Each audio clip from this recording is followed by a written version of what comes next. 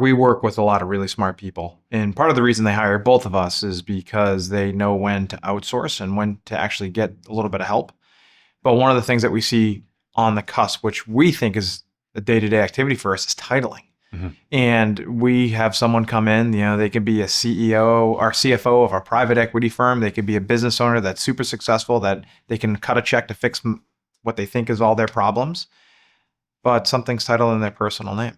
Mm-hmm. Now, how do we actually help them help themselves to make sure that titling is done correctly? And then let's tell them why it's so important to make sure that titling is actually done correctly. Mm-hmm.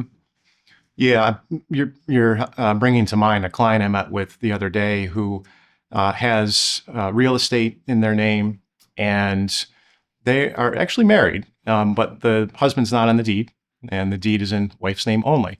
So that's a problem. If something happens to the wife, we're going to end up in court needing to go through a probate to get access to the house to be able to sell.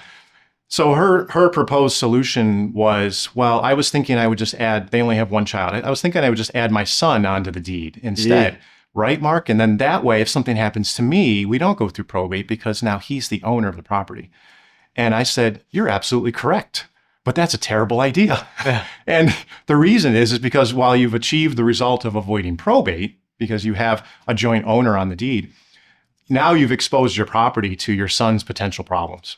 Yep. If your son goes through a divorce, or your son gets sued, or your son has other money problems, now someone could come after the real estate because he's on as an owner.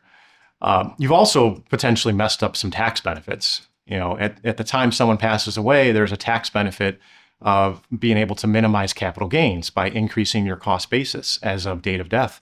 Well, if you have another owner on that deed, you may only get half of a benefit rather than the full benefit in that case. So we can help clients, I think, in that regard. A little bit like we were talking earlier.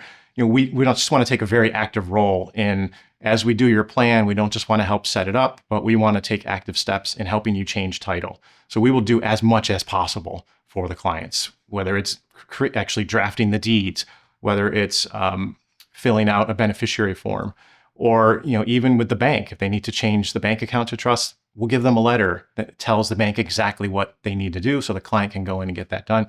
And then the Napier team is phenomenal. It's just following through on updating beneficiaries and owners, transferring business interests. So you run through that balance sheet and you handhold the client to avoid it.